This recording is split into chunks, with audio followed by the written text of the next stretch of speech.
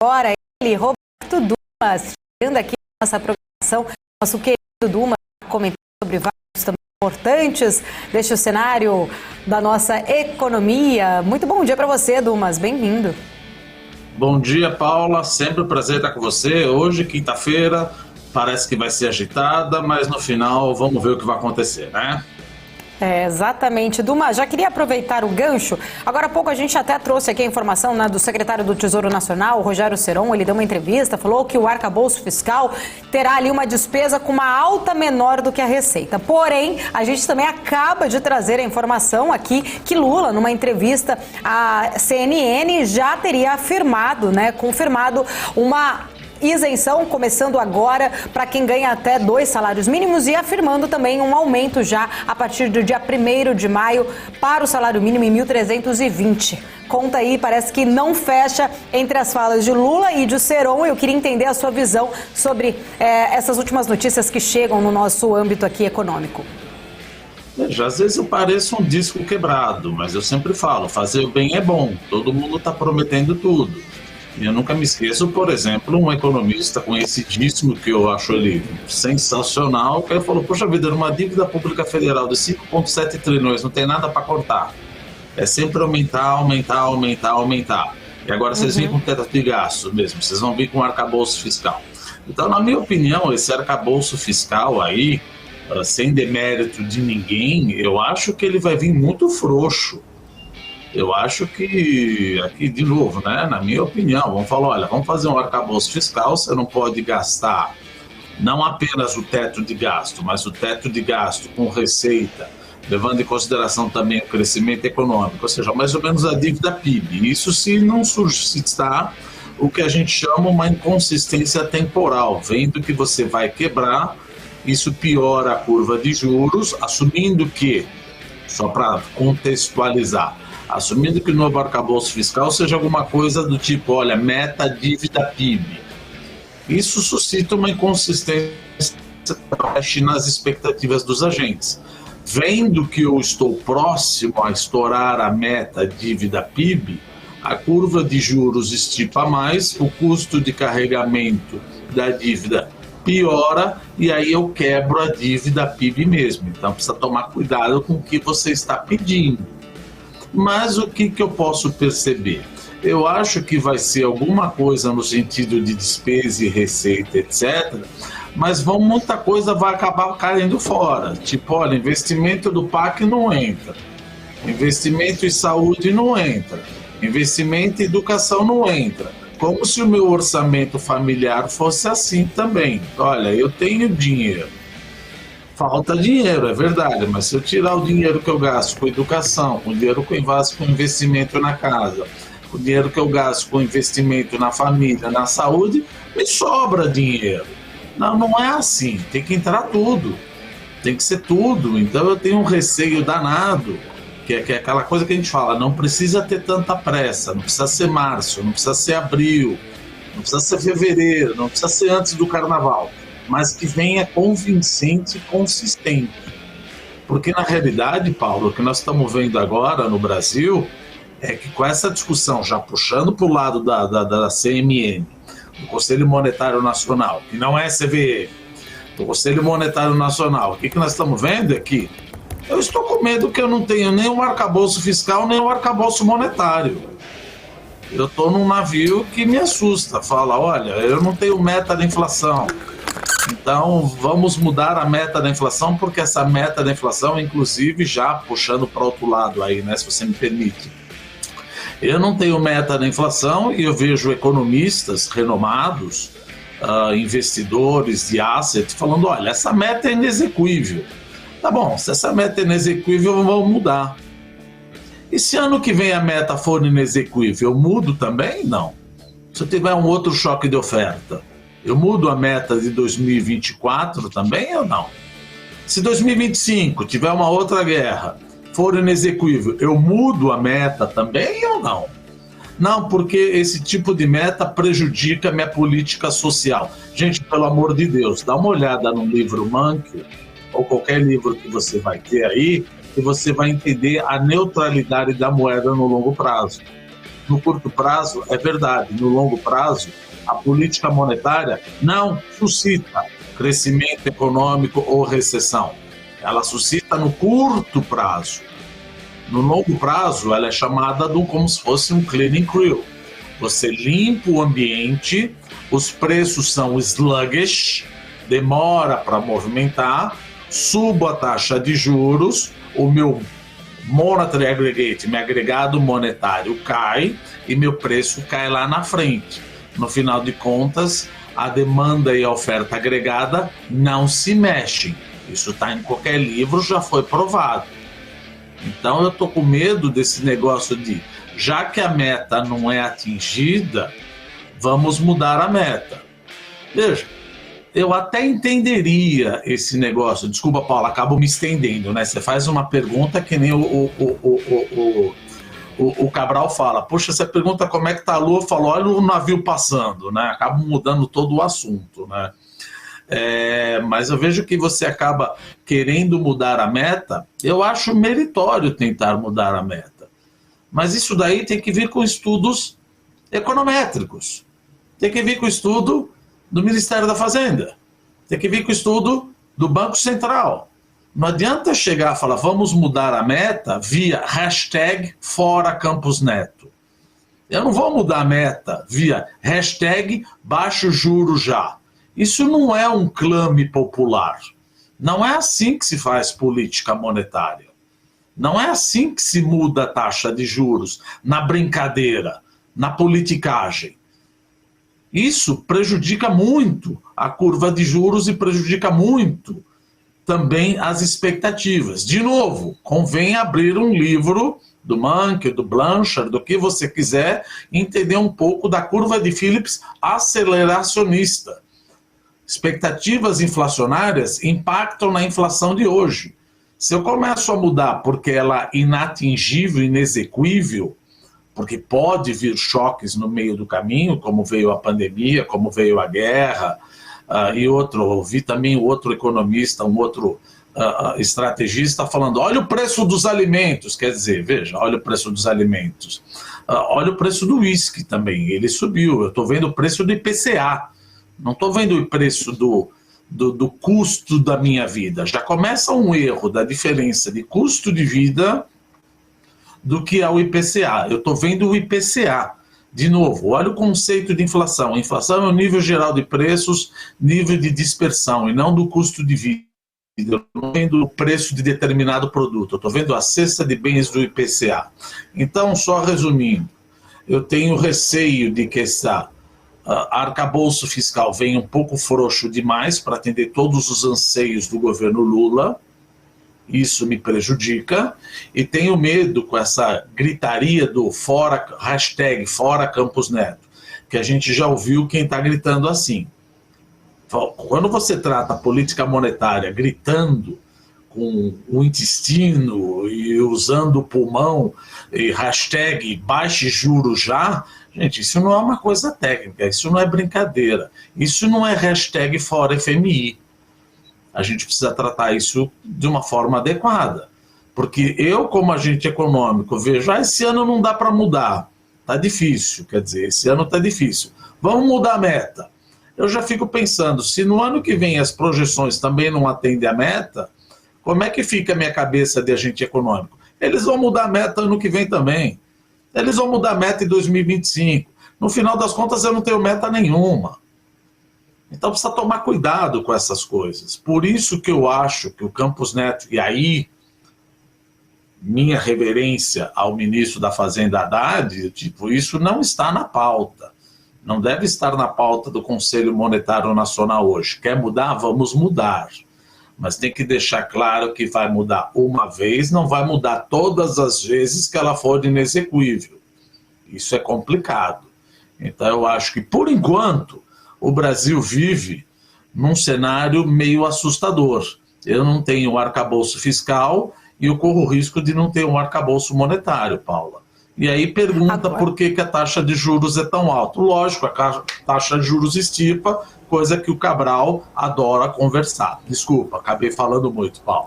não, imagina, de forma alguma, Duma, sempre muito importante, muito esclarecedora. Eu estou aqui hoje com o Vandica Silveira, junto com a gente na nossa bancada aqui. Quero trazê-los dois junto para a gente começar a falar mais. Isso. Dumas, você falou aí de pontos importantes, me lembrou aqui também de uma outra questão, né? A questão da reforma tributária. O Congresso aí nacional, a gente sabe, né? Tem um grupo ali, já foi criado esse grupo de trabalho por Arthur Lira, falei até mais cedo aqui, para seguir aí, analisar essa proposta da reforma tributária, que já está em tramitação lá na Câmara. Só que tem trazido já algumas divisões ali, inclusive sobre este grupo, né? Parlamentares do Partido Novo estão questionando essa composição do colegiado, são 12 deputados, parece que 3 são só ali do estado do Amazonas, não tem do Rio Grande do Sul, até falei mais cedo aqui que o próprio deputado federal Marcelo Van Hatten do Novo fez críticas em relação a isso e disse que não vai ser tão fácil assim para o Lula essa discussão, né? Essa aprovação por parte da oposição desta reforma tributária, né? Uma reforma aí ampla, que precisa ser bem discutida. A própria ministra do Planejamento, a Simone Tebet, disse não é fácil, não, mas é um momento em que o Brasil está mais maduro, que se necessita desta reforma, mas a oposição diz que se essa reforma vier com a digital do governo Lula, não será aprovada tão fácil. A gente viu aqui agora, né, o próprio Lula falando aí da isenção, né, do imposto de renda. A gente sabe que dentro da PEC 45 tem um trecho ali que se refere exatamente na correção da tabela do imposto, que deve compor aí essa reforma tributária. Eu queria entender, né, na visão de vocês, os riscos econômicos, caso realmente o governo não tenha vida fácil ali no Congresso, não aprove essa reforma da forma como ele imagina que vai aprovar. Na sua visão, Vandic, quais são, né, essas questões políticas que podem pesar aí, ser uma dor de cabeça para o governo nesse tema de reforma tributária? Paula, se a gente olha o Brasil historicamente, nos últimos 45 anos, o Brasil teve uma taxa de crescimento média de alguma coisa entre 1,3 e 1,5. Tá? Grande parte disso acontece pela estrutura que a gente tem de impostos que impedem as pessoas de serem mais produtivas. Tá? Existe problema também com a força de trabalho, etc. Mas imposto tem tudo a ver com a viabilidade dos negócios. Nem tem nenhum país que saiu da pobreza, da barbárie e chegou no seu apogeu sem ter passado por um processo de industrialização, sem um processo de crescimento econômico através de diversas indústrias. A gente no Brasil penaliza através de um sistema maluco, né, totalmente desordenado, tributário, já quem vende o produto, né? O cara não precisa nem oferir lucro líquido para começar a taxar esse cara.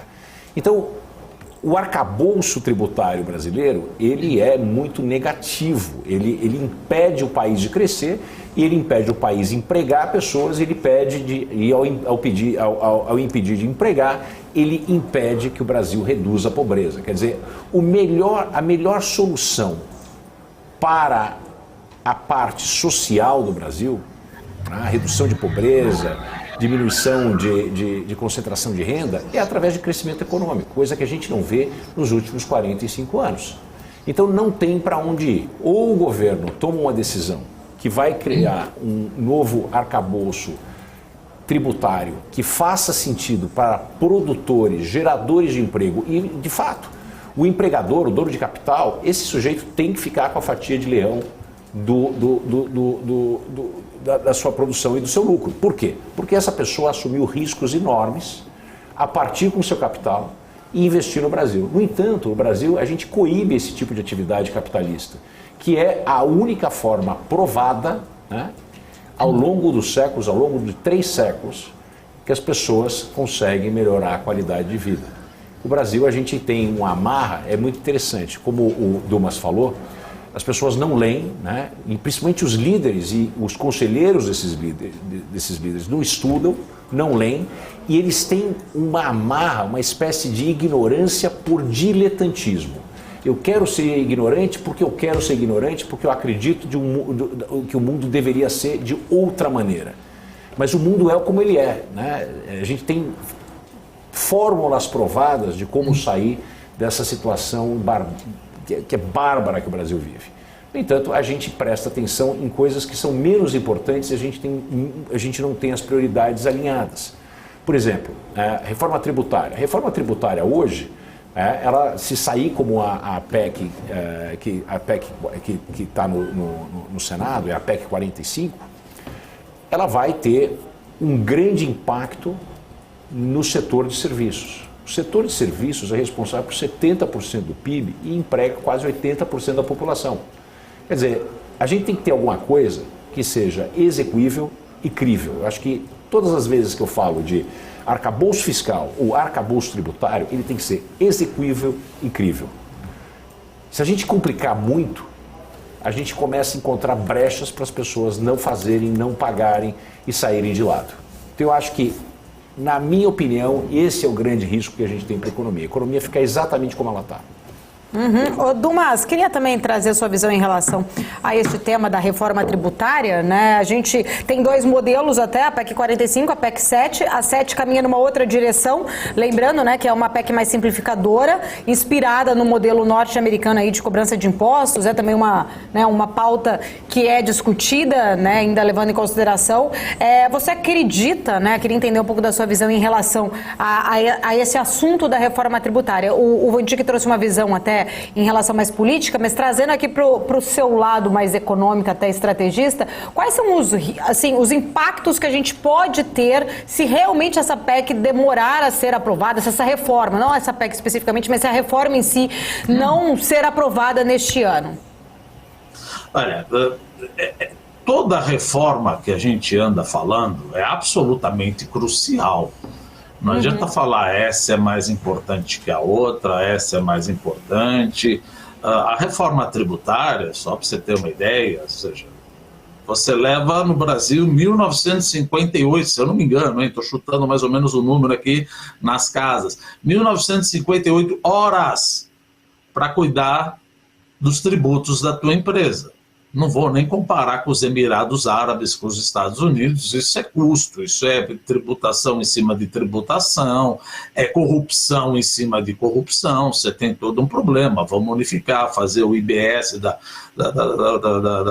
PEC 45, juntar tudo, isso prejudica a parte de serviços, concordo exatamente com o que o Vandic falou, mas também a gente precisa pensar o seguinte, como é que a gente consegue crescer mais rápido? Tá? Nós estamos numa lua de mel, e lua de mel não dura mais do que 100 dias no governo. Então, na minha opinião, não quer dizer que isso vai acontecer. Eu acho que prioridade mesmo deveria ser a reforma administrativa. Porque a reforma administrativa que possibilitaria, eventualmente, você cortar na veia gastos públicos de pessoal, que aí possibilitaria você jogar o arcabouço fiscal de forma mais simples e fazer, aí sim é o que o governo quer, fazer a taxa de juros cair. Então, se o objetivo é #juros baixos já, como todo mundo gosta de gritar, então o principal momento agora seria a reforma administrativa. Só que você está arranjando briga com todo mundo, você está aumentando a isenção de muita gente, o, entre aspas, arcabouço inicial fiscal do Haddad foi muito mais aumentar os gastos do que diminuir a despesa. Então eu acho que esses 100 dias, acho muito difícil aprovar alguma coisa que você coloque o Brasil no prumo correto de um crescimento econômico sustentável, onde a taxa de juros caia.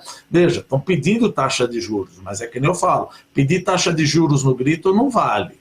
Você tem que pedir de uma forma econométrica. Fazer uma reforma tributária, que nem o Vandic falou, é complicadíssimo, é importantíssimo.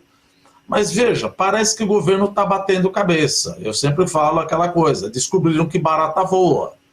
Eles não sabem se eles querem a reforma tributária, que isso não vai baixar tanto os juros, ou querem a reforma administrativa. Fala, pera um pouquinho, você não quer que abaixe o juro? Quero. A melhor coisa, então, seria cortar o gasto.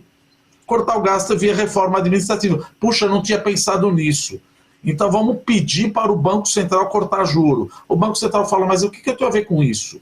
É o fiscal que manda no monetário, meu Deus. Não, então tira a meta da inflação. Quer dizer, você descobriu que barata voa. Eles não estão se combinando, eles não entendem o que vem primeiro.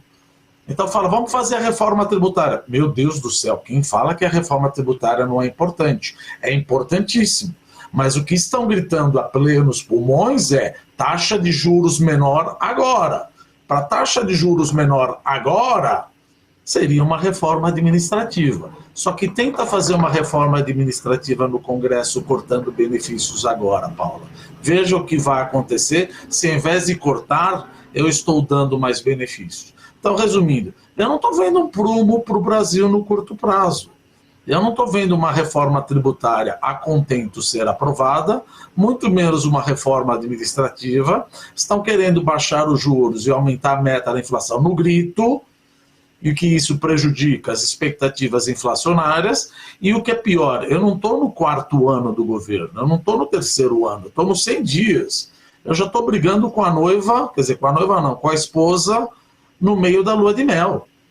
E é justamente nesse momento que eu deveria ter uma coisa concatenada. O que você quer? Olha, eu estou com raiva dos juros. Nossa, você está com raiva dos juros, então é a reforma administrativa. É o arcabouço fiscal. Depois você briga com o Banco Central. Então eles, como o Vandick falou, eles não estão entendendo muito o que querem. Eles estão atacando uma coisa, mas não vão atingir o objetivo final, que é o juro. Eles tanto querem que baixe o juro. E a gente fala, Selic é uma coisa só. É a curva de juro que me mata. Preciso diminuir o spread bancário. Aí já confundiu alhos com bugalhos, né? Já esqueceu da insegurança jurídica, já esqueceu de uma recuperação judicial demora 5 anos no Brasil, já esqueceu do PIS, COFINS, do CSL, do imposto de renda, do capital econômico dos bancos, aí já misturou tudo. Já falou que Selic prejudica a taxa de juros do cartão de crédito, você já aí virou cansa discutir o óbvio.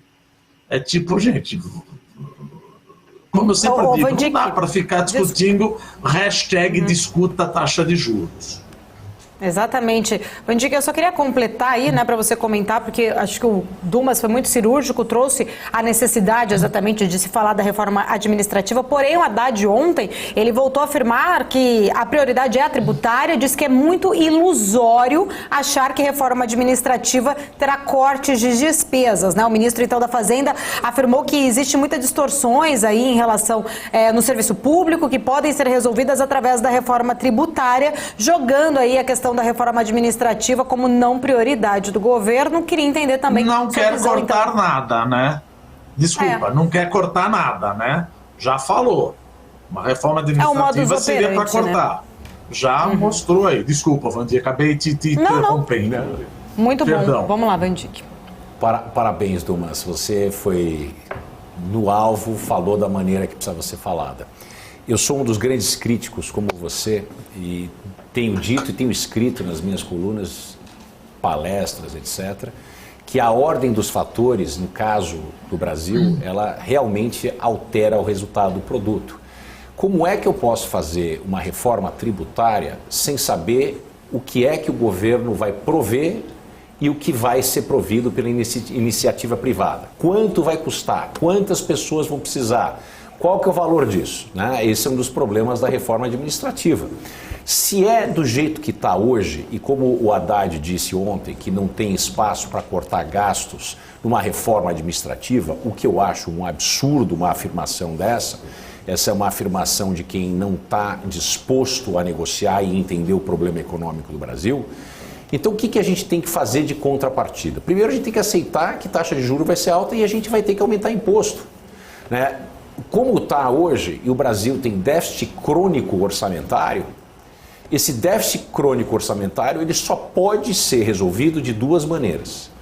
Ou você corta gasto, ou você, né, uma vez que você cortou o gasto, ou você consegue encontrar uma maneira de arrecadar mais dinheiro e resolve o problema. A maneira de fazer isso é com imposto mais alto e impostos novos. Por isso que eu tenho dito, não dá para fazer reforma tributária sem fazer reforma administrativa primeiro. É mais ou menos construir uma casa começando pela chaminé sem ter criado primeiro o alicerce. Então, essa insistência na reforma tributária é porque ela é politicamente mais fácil. Tem mais gente no agregado que se beneficiaria de uma reforma tributária do que quem se beneficiaria no agregado de uma reforma administrativa. Você tem mais gente fazendo barulho, né? E principalmente os funcionários públicos, toda essa estrutura, né, que tem benefícios muito acima do que eles produzem e muito acima daquilo que eles receberiam se eles fossem funcionários de empresas privadas, tá certo? E essas pessoas perderiam as suas regalias, né? Começando com o Congresso Nacional, né? Lá de cima para baixo, né? Existe um número enorme de pessoas que estão em volta de cada senador, de cada deputado. Quer dizer, tudo isso pode ser e deveria ser cortado, né? Essas coisas não fazem sentido, além de grandes gastos que a gente tem em manter uma estrutura de governo muito grande. Então, se a gente não quer olhar a possibilidade de fazer esses ajustes através de uma reforma administrativa, porque não vai haver gasto, então a gente tem que ser sincero e honesto com a população e falar, olha, para a gente poder dar isenção de imposto de renda para a faixa de R$ 2.500 e a gente vai R$ 2.600 e agora nós vamos na direção dos R$ 5.000. Para a gente poder fazer uma renda família, Bolsa Família de R$ 600, mais 150 por cabeça de criança até 7 anos de idade, para a gente poder aumentar o salário mínimo e dar a indexação. O Brasil é um país totalmente indexado, por isso que tem um problema muito sério com a inflação, porque isso se propaga. Mas a gente indexar todo o salário mínimo e todo o funcionalismo público é atrelado, o salário deles é atrelado ao salário mínimo, essencialmente você está dando 2 vezes o aumento de salário para o funcionário público. Você aumenta através do salário mínimo, né, a correção do salário mínimo e aquilo que eles estão demandando, que vai ser, que o Lula se comprometeu em fazer. Quer dizer, se a gente fizer tudo isso, existe uma maneira muito fácil para resolver o problema. A gente vai aumentar imposto, nós vamos voltar a CPMF, nós vamos aumentar o imposto de renda e nós vamos criar nada que vai impactar o custo de se contratar pessoas no Brasil. Porque é muito fácil, você contrata um sujeito e demite o cara e você tem uma série de impostos a serem pagos.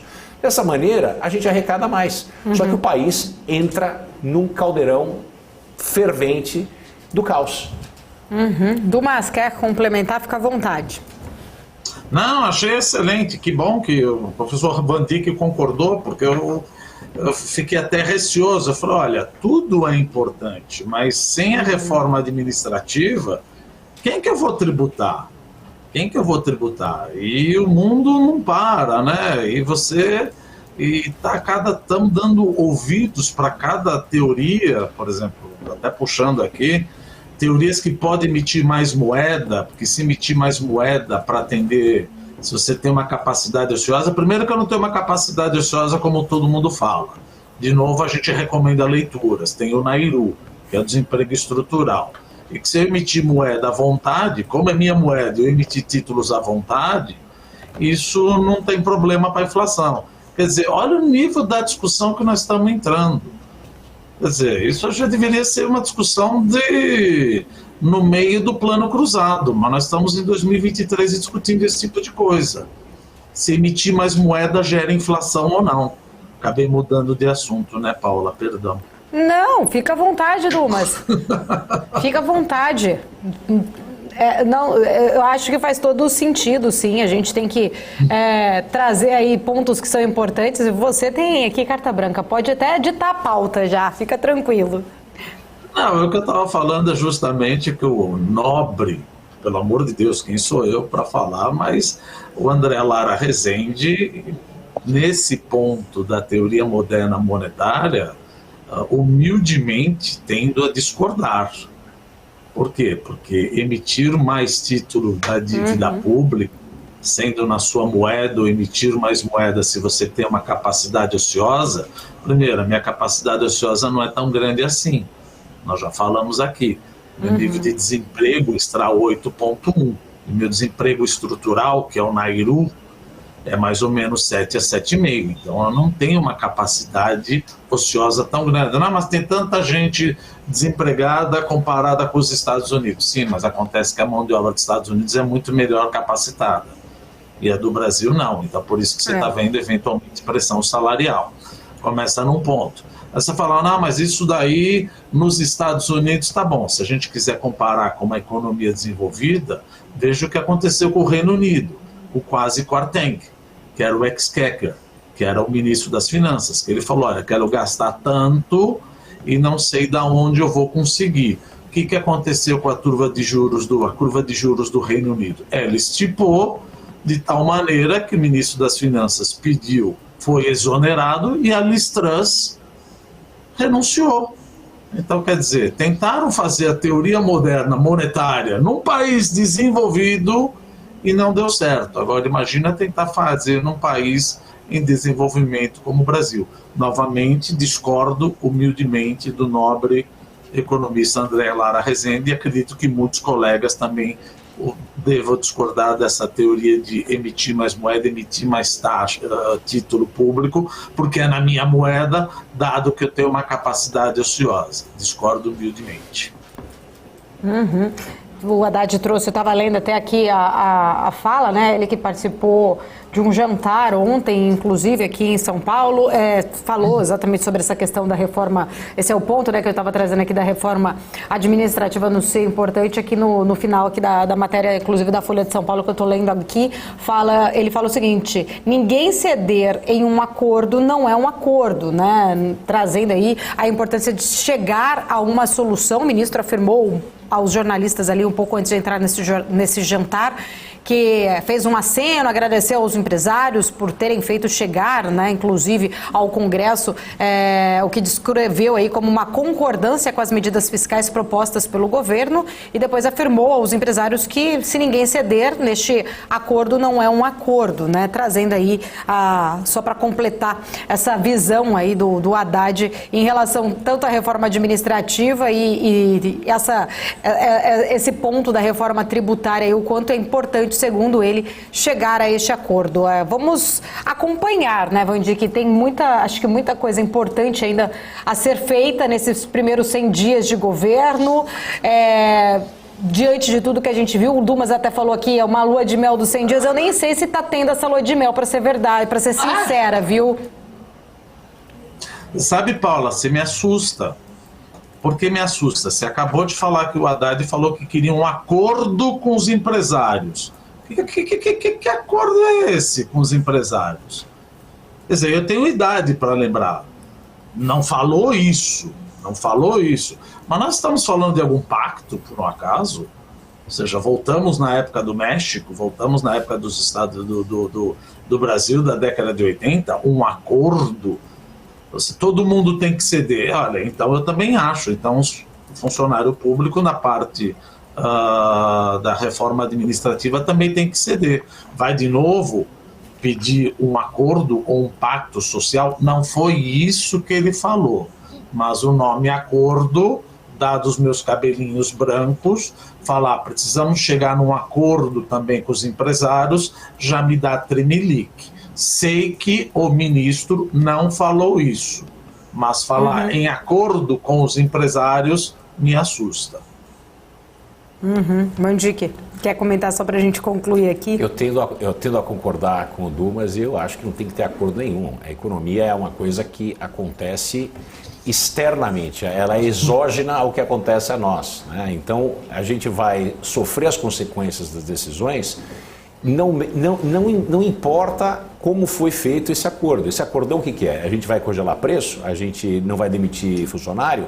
A gente vai voltar à tabela do Sarney? A gente vai ter aquela... Lembra que tinha um grupo de mulheres que eram as fiscais do Sarney, que elas marchavam e cantavam? Quer dizer, não tem que ter acordo, não tem que pedir acordo. O que a gente tem que ter é propostas, né? Função do governo é apresentar propostas e propostas que sejam críveis e execuíveis. Até agora não tem nada crível nem execuível do governo. Eu falo aqui, eu não sou um bolsonarista, eu não tenho nenhum tipo de vínculo com partido nenhum. Eu sou isento completamente nas minhas análises. E eu digo o seguinte, começou muito mal, né? Eu acho que o Lula ele tem que lembrar do seguinte: ele não foi eleito pelos petistas, ele foi eleito pelas pessoas que estavam cansadas da vocalidade do Bolsonaro, das erráticas do Bolsonaro. São as pessoas que também elegeram o Bolsonaro em 2018, que a grande maioria, pelo menos um terço das pessoas que elegeram o Bolsonaro, e talvez não seja a grande maioria, mas um terço das pessoas que elegeram o Bolsonaro, elas não têm nenhum tipo de afinidade com o Bolsonaro. Essas mesmas pessoas elegeram o Lula agora para que o Bolsonaro não fosse eleito. E ele foi eleito, e eu participei de um jantar em que eu conheci o Lula pela primeira vez na vida, assisti o discurso dele e fiquei muito convencido, tá certo? De que ele faria um governo de alianças, não seria um governo petista, seria um governo de alianças, tá certo? E essas alianças representariam esses pontos e contrapontos, o contraditório da sociedade, para que a gente tivesse um maior equilíbrio, menos resistência às diferenças, né? A gente ainda não tinha tido o 8 de janeiro, mas menos resistência às diferenças, menos ódio, e que a gente pudesse marchar numa direção em que o país possa voltar a crescer. De novo, eu gosto de relembrar as pessoas, o Brasil não cresce há 45 anos. Meus caros, não adianta a gente falar que em 2010 nós crescemos 7,5%, porque aquilo foi um episódio esporádico. Depois daquilo, a gente teve a maior recessão da nossa história apenas 4 anos depois. Chegou ao ponto de uma presidente ser deposta por causa disso, e entre outros problemas.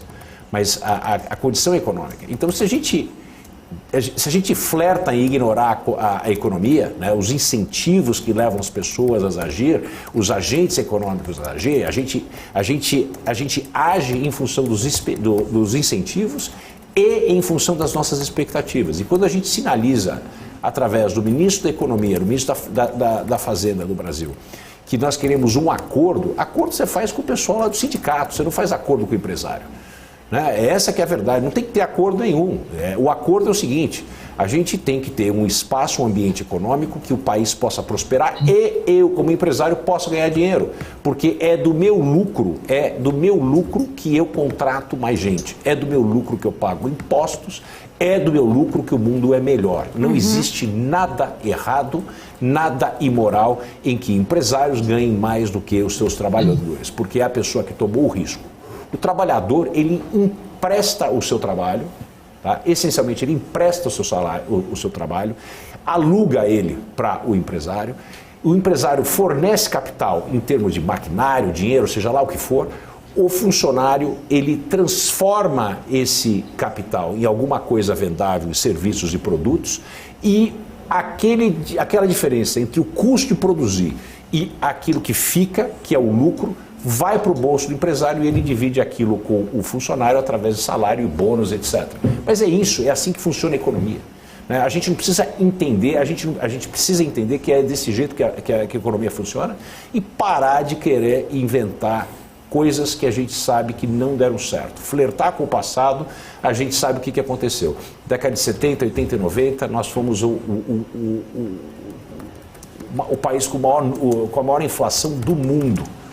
Então a gente precisa entender que voltar a práticas similares, principalmente emissão de moeda através de título público, é a maneira de entrar em colisão com a realidade. E a colisão com a realidade é em forma de alta inflação e baixo crescimento. Maravilha. Infelizmente o tempo passa muito rápido quando a gente fala, né, de assunto bom com duas figuras tão importantes assim como vocês dois. Eu falei aqui até pro Dumas no WhatsApp agora. Pena que eu tenho que encerrar, senão ficaria até amanhã aqui com vocês dois, né? Porque tem ainda mais a questão dessa insistência atávica do presidente querer insultar e ser indelicado com o Roberto Campos Neto. Tá? Isso aí não é legal. É indelicado, é como se o paciente estivesse reclamando que o seu remédio é amargo. Quer dizer, a culpa não é do remédio, a culpa é daquilo que me levou a ser doente. Da doença. E a minha doença é causada pela minha gastança porque eu sou um glutão como Estado, eu não consigo me segurar. Ah, tem prioridades. Prioridades tem que ter, e as prioridades elas têm que ser elencadas. O que eu faço primeiro? E você não pode ter 100 prioridades, você tem que ter 5 prioridades no máximo. A gente não conseguiu criar as prioridades do governo, assim como o governo Bolsonaro não conseguiu e não foi eleito porque não conseguiu criar prioridades e não executou as prioridades. Apesar de ter feito um trabalho excepcional e que ninguém viu na questão de contenção de gastos, que aconteceu a partir de 2019, essa contenção de gastos, esse rearranjo de custos foi aquilo que deu espaço fiscal para que a gente pudesse criar o auxílio emergencial, né, e o auxílio de manutenção de emprego e renda, Pronamp, esse tipo de coisa que aconteceu durante a pandemia. Se não fosse isso, o Brasil teria ido muito mal com relação ao lado social. Então a gente tem que dar crédito para quem merece crédito, apesar de ter um lado sombrio, né? E para a gente ter a oportunidade também de criticar o outro lado, que também não tem um elenco de prioridades, e essas prioridades não estão alinhadas com a necessidade do país. Só para pontuar, você falou daí da indelicadeza, né? Os 3 ministros ali que estão sendo considerados conselheiros de Lula, que é o Padilha, Rui Costa e o Pimenta, teriam já falado para o presidente, olha, não personifica aí a sua crítica, tira o foco do Roberto Campos Neto, foca o problema, pelo menos há informações aí já de bastidores, de fontes, de que o Lula estaria sendo aconselhado a diminuir aí o tom em relação à crítica à pessoa, né, do Campos Neto, e não em si só o problema, como você pontuou aqui. Vandique, quero agradecer, Dumas, considerações finais para a gente encerrar aqui a nossa conversa, fica à vontade. Adorei dividir uma bancada com o Dr. Vandique, foi um prazer, espero continuar. Cabral, se você quiser, tô tranquilo aqui, Cabral. Tô tranquilo aqui. Bom carnaval. O Cabral fez uma troca aqui com o Vandique hoje. Perdeu, Playboy. Perdeu. Obrigado, Vandique. Boa, eu sei que ele tá assistindo. E ele é ciumento, viu, Dumas? Ele é ciumento. Deixa ele, azar dele. Deixa ele, azar é dele. Ótimo. Muito obrigado, gente. Foi um prazer. Beijo. Bom carnaval. Obrigado, Dumas. Valeu, até mais.